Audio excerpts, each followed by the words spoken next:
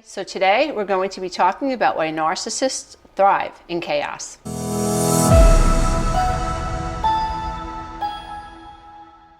If you love this content, please don't forget to click the subscribe button and the notification bell. This way, every time I upload a new video, you will be the first to know. So I've been wanting to do a video about narcissism and chaos for a long time. And I think it's important that we see that people who generally bring chaos or drama to life, to the office, to relationships, to shopping, right? Have you ever been in a department store or at a store like Target and you see someone who is just absolutely giving the checkout person a hard time, and it's over something very simple, very mundane, but there's a lot of drama, there's a lot of chaos, and the person causing the drama has a wife and some kids, or a husband and some kids, and they're just mortified. And we can see that when we get kicked out of narcissistic relationships, and if we get further enough from this tornado, one of the things that we'll notice is pretty characteristic of a narcissistic relationship is this theme of chaos. There's always some crisis happening, and you end up being someone who feels like you have to walk around on eggshells. You end up feeling like you have to leave yourself, you have to detach from yourself in order to manage the moods of this other person. You will feel exhausted. You will feel exasperated by the person that you've been in a relationship with. If this is your daughter-in-law, if this is your son-in-law, you as an in-law are someone who feels like you've lost your child to this narcissistic person. If your child is under the spell or in a trauma bonded situation and doesn't recognize what they're dealing with, you will feel lost. You will hear your child complain about the drama that their spouse is creating in their life, and you will feel helpless. There will be issues with the children where the person with high narcissism is threatening to keep the children away from you or even away from the spouse. So there is the threat of parental alienation. And what does this do? This creates a lot of drama in the life of the person who is not only narcissistic, but the person who loves the narcissist, or the family members of someone who has pathological narcissism. And this is really destabilizing. I say this all the time to my husband when we talk about these topics, that it absolutely blows my mind that you could have an extended family of 50 to 100 people even, and have one highly narcissistic person in the group who then infects the entire family system. You have one person who, no matter what is going on in their life, chaos just occurs.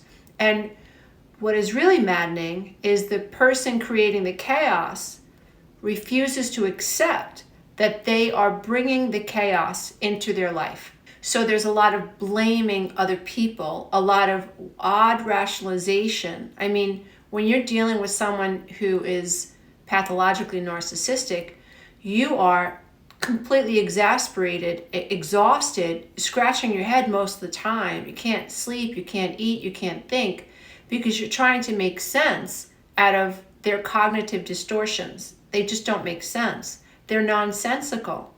But in the mind of the person who is highly narcissistic, they do make sense. And they appear very confident.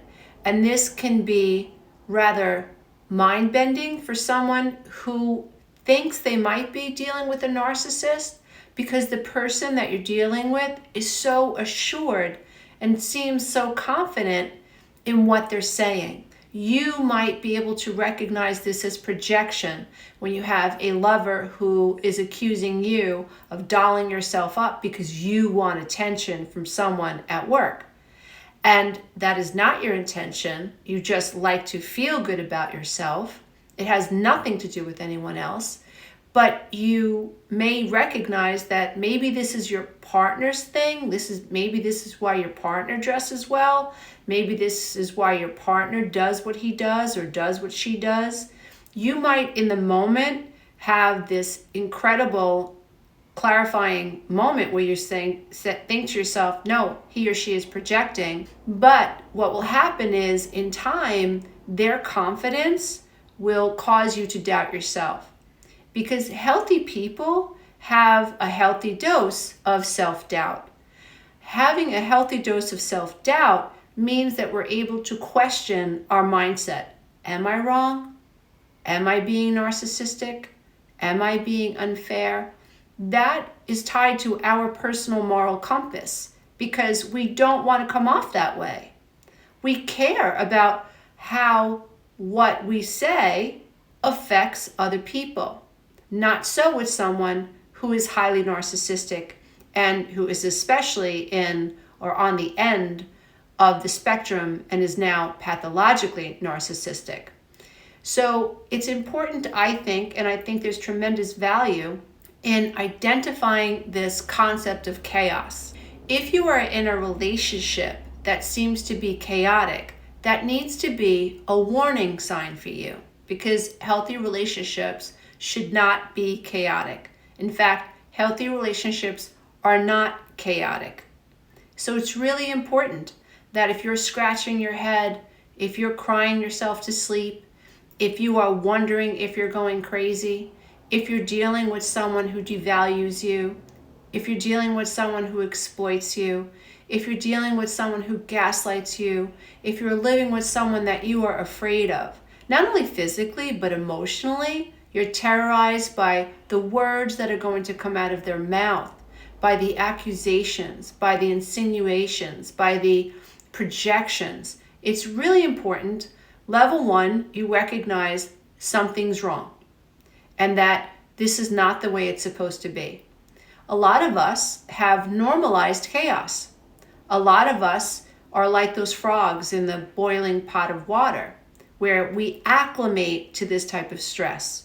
We become acclimated to this chaos. It becomes something that we manage, something that we can even anticipate. But it is dysfunctional, it is toxic, it is soul crushing, it is life murdering. You are not living your authentic life when you are living out that paradigm, when you are trapped inside relationship dynamics with someone who is a malignant narcissist or someone who has pathological narcissism. You can't be your authentic self when you are in a relationship with this type of a person. You have to choose the narcissist. You have to dissociate from the self. You have to give up your I, which is spiritually demoralizing, which does nothing for your spiritual growth, in that it may create some level of contrast, some level of pain within you that can one day help you motivate and move beyond the narcissistic relationship. So I think it's really important that we recognize that chaos in our relationships is a giant red flag. And from there, we gain knowledge, we gain tools, we gain understanding, and even labels to help us better understand what we're dealing with. And that's one of the reasons I like to create these sessions, is because I think most of us don't have the language and the understanding of what's happening inside these toxic relationships. And learning about particular concepts, breaking it down, better understanding what's going on is extremely empowering. And so I wanted to break down 5 ways narcissists create chaos in your life and help you better understand what's really going on. I don't know about you, but the more I understood the why, the more I felt in control of my life because things began to make sense. It was no longer a needle in the haystack. It was like, okay, this is what's going on. This is classic passive-aggressive behavior. This is stonewalling. This is gaslighting. This is devaluing. This is creating chaos in my life. And now I know why I feel so out of control. because I'm dealing with someone who is wired to not hear me. I'm dealing with someone who is wired to maintain power and control in the relationship. Therefore, I am dealing with someone who is incapable of meeting me halfway. And I am operating under the premise of wanting to meet this person halfway. So I am frustrated, which leads to a state of constriction, which is all about lack. And so no wonder I feel so stuck. No wonder I'm growing more and more depressed and despondent, because I cannot move my energy or my life from point A to point B. So I hope you have your notebooks out first of all, because we're going to be running through 5 ways that narcissists create chaos in your life. And I really hope that it hits home with you, and I really hope that it makes sense to you, and I really hope that it empowers you moving forward. So creating chaos in your life makes someone who has high levels of narcissism, feel important. Keeping you hanging on, for instance, through passive-aggressive behavior, keeps the narcissist in control. If you've ever had to deal with a passive-aggressive person, what you've noticed over time is that when you've wanted to discuss a marital issue, or maybe at work, you needed this person to contribute to the project, to give you a definitive answer. It is not uncommon for a narcissist to pretend that they don't have time for you. It's not uncommon for a narcissist to pretend that what you think is silly, it's frivolous, and it's beneath them. They're just not going to talk about it. This creates chaos in your life. So a narcissist who is coming at you with passive-aggressive behavior is going to create chaos in your life because you cannot get from point A to point B. You don't realize, unless you recognize this person, oh, this is a narcissistic trait. You don't realize that the narcissist is maintaining a sense of dominance and control over you by keeping you hanging on to their every word. I remember feeling so stuck in my life, in my relationship with my ex, because we could not move from point A to point B. It could have been something as important as sealing up a hole in the ceiling after a tub leaked and waiting a year for him to finally make a decision with me on when we were going to fix the ceiling. And I didn't know at the time that I was dealing with a particular level of narcissism. It's not for me to diagnose, and I'm not diagnosing him. But after going through what I've been through and learning so much about codependency and the narcissistic dance, I recognize now that that was a way to exert dominance and control. That was the way he said, I'm in control of this house. I'm even in control of your level of satisfaction because I know you want me to seal up that ceiling. So keeping you hanging on is a way that I have control over you. Narcissists will prevent you from being happy. If there's something that you want, a narcissist will go out of their way to not give it to you. Again, this is a way that they maintain dominance and control. It's passive aggressive, it's overt. It's not like the showboating narcissist who embarrasses you in front of your family and friends, but it's sort of like the closet narcissist who finds various ways to exercise dominance and control over you. So this theme of keeping you hanging on, making you feel like they are the one that has the final word in whatever decisions you have to make in the home, they have the final decision at work. You want to finish a project, you need your team member to give you certain analytics in order for you to be able to hand it into the manager, and the narcissist keeps you hanging on. This is them exercising dominance and control over you. And this helps to booster their sense of importance. Even though it's frustrating you and even though it's creating chaos in your life, it is serving their need to feel more important and more substantial than you. The next thing that you'll notice if you've been with a narcissist long enough is that their moods are often very unstable. And you will be blamed even for their depression. you will be blamed for their despondency. So we have to understand that a narcissist needs you to validate them. The narcissist needs you to bolster their mask. So one of the metaphors or the analogies that I use is your place in a narcissist's life is to hold up a mirror. And the mirror must reflect back to them their false image of self. So in a narcissist's mind is an illusion of superiority, an illusion of grandiosity. Now, when they look into a mirror, that is the reflection that they need to see reflect back to them, which prevents them from feeling vulnerable. It is your job to hold this mirror up and to make the narcissist feel good about themselves. If you fail on any level to somehow make a narcissist feel important, it could be as simple as not answering a text message as soon as they fire it off. It could be not liking a picture of theirs on Instagram. It could be not noticing that they got 1/4 inch of their hair cut that week. It could be as simple as not acknowledging that they did something for you on Instagram, because a narcissist needs to be praised. A narcissist relies on the praise of other people to make them feel important. And when you don't mirror back to them this idea that they're more significant, that they're more brilliant, that they're more beautiful, or they're more empathetic even, they're just better than everyone else. If you're not mirroring that back to them and making them feel important, it's not uncommon for someone who is really at the far end of the narcissistic spectrum to develop feelings of despondency, to become depressed, almost become as if they have no interest in life. And what will happen is this becomes your problem.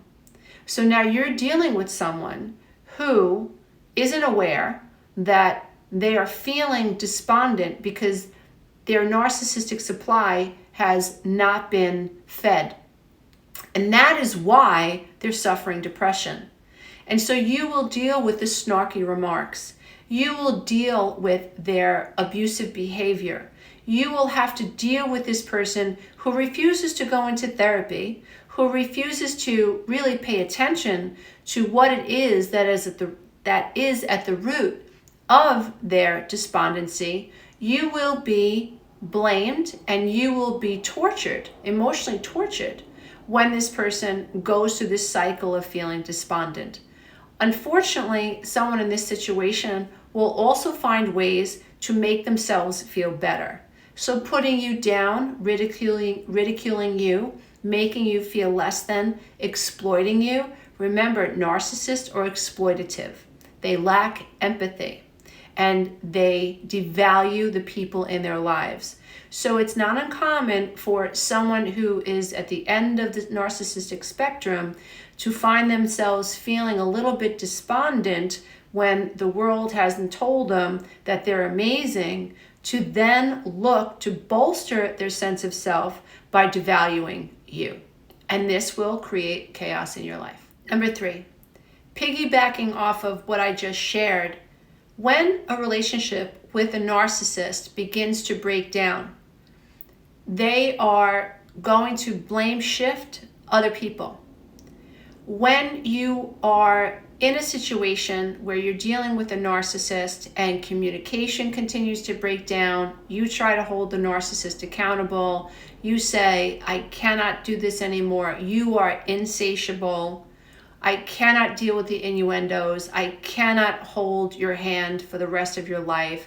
I cannot jump every time you say jump. It's not fair. I don't feel seen. I do not feel valued. I feel like you lack empathy. And woe to you if you dare to tell someone who has high narcissistic traits that they lack empathy, because they will turn it around on you and accuse you of not having empathy for them. It is a complete rabbit hole. That's why I always suggest to my personal clients, to my friends and my family, and I live by the golden rule. I don't argue with someone who I think has high narcissistic traits, and who does not possess the ability to hear other's opinion, and who is such a narcissist that the idea that they are imperfect and have the ability to hurt other people is so debilitating to them and so offensive to them that they will lash out in revenge. I just don't waste my breath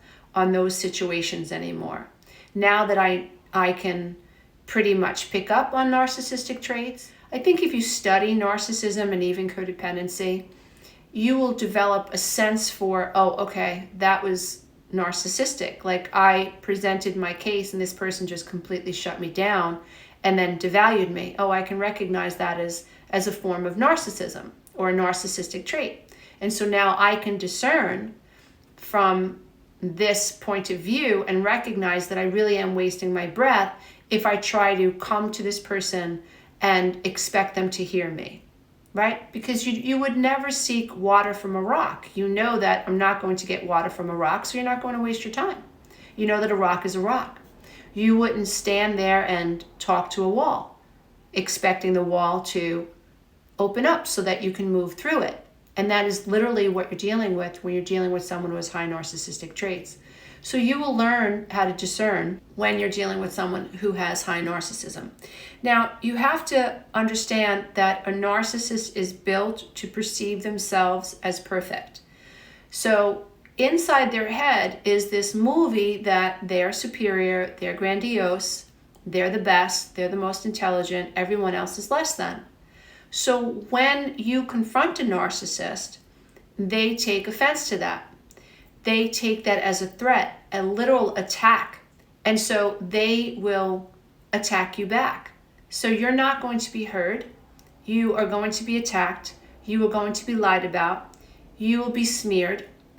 So again, I think it's important that we understand why a narcissist will do this, why they adopt this tactic, and it'll help you anticipate the moves of a narcissist after you've confronted them. You'll be able to actually let go a lot quicker when you realize, oh, this is par for the course. Before you recognize what you're dealing with, you might feel so upset and so enraged that this person has done these things. Oftentimes, I get messages on Facebook, on Instagram, and YouTube. How do I let go of this situation and feeling like this person is winning? And my answer is always, well, are we going to have a spiritual conversation or are we going to have a 3D matrix ego conversation? Because they're not the same things. You're never going to win with a narcissist. You are less than them. And so you're literally wasting your glorious energy. You're wasting your pretty. You're wasting your handsome. You're wasting your energy. You're wasting your golden Buddha. You're wasting your spirituality. You're wasting everything that is beautiful and joyous about you that you could be spending in a relationship that has the potential to be more nurturing, more respectful, more fair, and more harmonious. And so I think that when we realize we only have a certain amount of time on planet Earth, we never know when tomorrow will not be here. We never know when our day is going to be up. And so when you face your own mortality and you recognize, like, wow, I have a choice here to make. I am talking to a wall and I am wasting my breath. Like, how soon can I detach from this situation so that I am free to manifest a healthier relationship? Or at least I can detach and move away from this relationship and be healthier and happier and more harmonious in my own skin without having to deal with this chaotic, problematic personality in my life. So when you confront a narcissist, when you try to hold them accountable, be prepared for an attack. Be prepared for a smear campaign. Be prepared to let go. And in time, if you continue to honor yourself and to pull your attention from this person, you will make a quantum leap forward. Because the narcissist must create chaos in your life. And if you think about it, a narcissist has all this root chakra trauma that is stuffed, that is repressed, and they've never been able to process. And they need to drag people into this drama. And what better way to do that but than to activate your trauma, to make you feel unseen, to make you feel unworthy. So now we have two people who are highly activated, whose traumas are highly activated, and we're stuck. So in terms of karma, we're both in this paradigm recreating childhood trauma, and we're stuck in the 3D world. So it literally is the past coming back to haunt us. And you can use the narcissistic relationship as a jumping off place to enhance your life and to move forward. Narcissists are not going to escape the paradigm. It's very sad, but it is what it is. Those of us who can sense that we're here for knowledge and inspiration and personal growth, who can become self-accountable, can really use these relationships as a springboard forward. And I hope that's what you're gaining from listening to these sessions. Another way that narcissists create chaos in your life, again, piggybacking off of the last offering, is this idea of triangulation. So what is the purpose of triangulation? Essentially, triangulation is about conquering and dividing. So what a narcissist will do, they have victim A, and then they bring in a third party, victim B. So with victim A, they're looking to exert power over. And victim B, they want to conquer. So victim A is conquered by manipulating what victim B thinks about victim A. So if you're dealing with a narcissist, this narcissist will go and talk to your friend at work and say things like, I know she's your friend, but I just want you to know that I'm really concerned about her because I heard that she has an eating disorder. Doesn't have to be true. The narcissist can go to victim B and talk about you, victim A, and imply that you're a liar. Doesn't have to be true.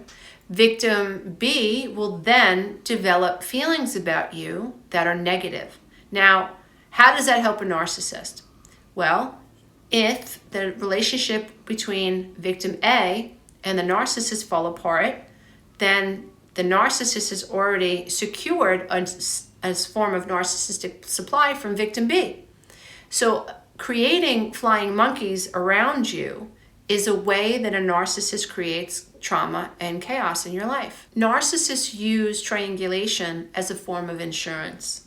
So imagine that you are married to a narcissist who is an alcoholic, who is in denial of his disease, and who is also squandering the family's money, gambling, and may even be cheating on you. I mean, that's a triple whammy. Narcissist, alcoholic, and is unfaithful. And a gambler. So wow, actually there's a lot going on there in that relationship. But this is the stuff that happens in life when we're dealing with someone who is narcissistic. Because narcissism often comes along with depression and addiction as well, rage, and sometimes even physical violence. So we need to be aware that these dynamics exist. We need to become very logical, very, very logical about what we're dealing with so that we can make decisions with the prefrontal lobe, which is the executive branch of our brain system that allows us to make decisions that are in our best interest. If we remain highly activated emotionally, then the limbic system is making our decisions for us, and we will stay in states of survival. We may acquiesce to a narcissist. We may never move forward. We may never find a support group. We may never seek out therapy. We may never file a police report. We may never file for divorce. We may never tell people what we're really dealing with.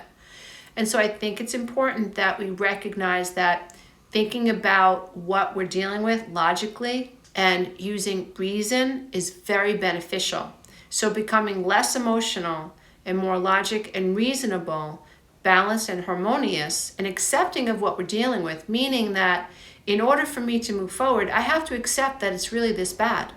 A lot of us don't want to accept it. We're embarrassed, we're ashamed, we think it's our fault. The narcissist has convinced us we're crazy. The narcissist has convinced us we're not seeing these text messages from the girlfriends, the boyfriends. The narcissist has convinced us even that if they are cheating, it's our fault. And so there's so much shame that oftentimes we don't even reveal to our best friends or our family what we're dealing with. And so coming out of the limbic system, learning how to self-regulate, learning how to soothe ourselves, moving into a state of non-resistance over this idea that, wow, it's really that bad, will really help you make executive type decisions when it comes to your life. So remember that triangulation is like an insurance policy. A narcissist is setting the stage for when and if the relationship falls apart. Even if the relationship never completely dissolves, the narcissist has been able to go to family, friends, and coworkers, create flying monkeys out of them, and pitting them against you, which offers them a sense of domination. They feel dominant. They feel powerful. They feel in control over all of these chess pieces on a chessboard. So a flying monkey becomes a pawn, and you are a pawn on the narcissist chessboard. And so that's what triangulation is about. So you go and you tell your coworker that you think that there's something up with the narcissist, and the coworker doesn't believe you. Why? Because the narcissist has already set the stage and has this coworker believing that you're not all there, or that you're a liar, or that you're inadequate, or that they're concerned about you. And this will create chaos in your life. Triangulation involves jealousy. So a narcissist brings in a third party and talks about this third party, says as this person is hitting on him or hitting on her, and it doesn't necessarily have to be true. Having you feel jealous makes them feel like you need them, that you love them, that you care about them, but they also enjoy you feeling or sensing that you feel unsure about whether or not the narcissist will stay with you. This, again, fuels their need to feel dominant and control and powerful in the relationship. Once you figure this out and you start to realize that that's why someone wants you to feel jealous, you can detach. You can say, I'm not playing that mind game. It is incredibly empowering, and I hope you use it. So I'm going to talk about the last thing that I think is really important for us to become aware of when we're dealing with narcissists in relationships and family and at work and even in society. This is someone who is antagonistic. This is someone who thrives in a chaotic situation. So for instance, let me use an analogy. So you imagine the new wife who is narcissistic marries a gentleman who has 3 daughters or a couple of daughters or even a couple of sons. The narcissistic female wants to dominate the dad. The narcissistic female will see the children as a threat.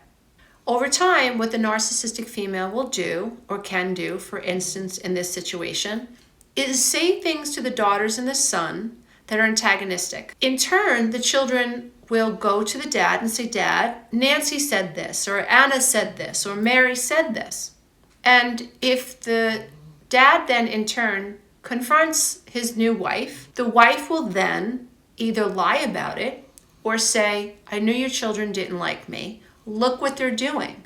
They're trying to break us up. She will completely flip the scenario on the children and cause the father to think that the children are wrong, or the children are actually creating chaos, when in fact it's Nancy, it's Mary, or it's Anna that's created the chaos. In this situation, the narcissist is an antagonist.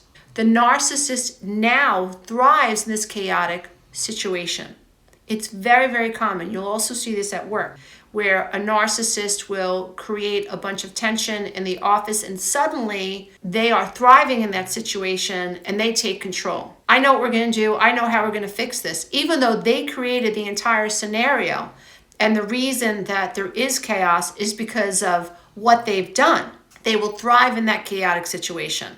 In a situation when we're dealing with like a new wife and a dad who has now lied about the stepchildren and has antagonized the stepchildren and their relationship with their father, this is someone who is thriving in the chaos. So here a father is now having a very difficult clash with his children.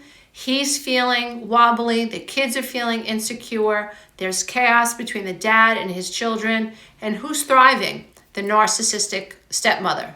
The narcissistic wife is thriving in this situation. She's dividing and she's conquering. And what is she doing? She's creating discord between the father and his children.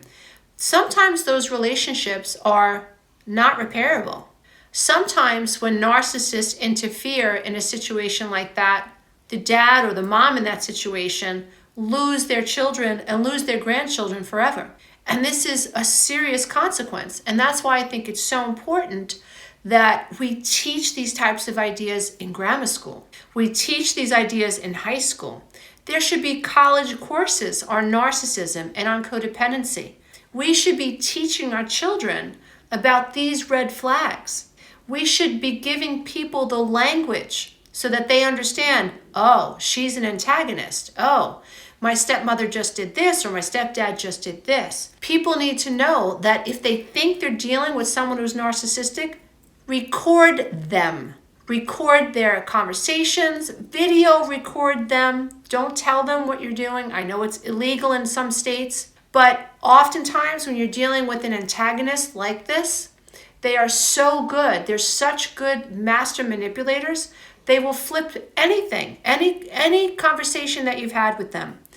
I had someone ask me for money a few years back, and it was a big sob story. I have to go here. I have to go here. I need this money. I have to go see my family, blah, blah, blah. And I gave this person the money that they needed to go see her family. Do you know that when this person returned and we had a conversation about me recouping this money, she said she never said she was going to pay me back. And I wish that I had recorded that conversation, the conversation in which she promised to pay me back. This person swore up and down I never said that and created discord with another family member, threw me under the bus, and made out like she was a victim. Then in addition said, on top of it said, well, if she loved me, she would have given me that money anyway. You cannot make this stuff up. You're dealing with someone who's highly narcissistic. They are designed to not hear you. They are all out for themselves. They take anything that they want. They leave tragedy and chaos in their wake, and they don't look back. And so I think it's important that those of us who come here to try to understand what's really going on is that we really dive in deep as to why someone who is a pathological narcissist or who has high levels of narcissism, why do they do this? Because the more you understand the why, the less wrapped up you are in trying to change them. The less wrapped up you are in trying to convince yourself that you're wrong. You will realize that this is a personality issue, that this is a mindset issue. This is a character flaw. These are that manifest as many different character flaws. There is no healthy moral compass when you're dealing with someone who has high narcissism. And the quicker you figure that out, the better you will be. Namaste, everybody. I hope this has been helpful. Until next time, be safe out there. And when you're out and about, don't forget to think. And as always, I bow to the love and light that is absolutely in you. Hey, if you love this content, don't forget to check out the next video, and you can go to my website and take the codependency quiz.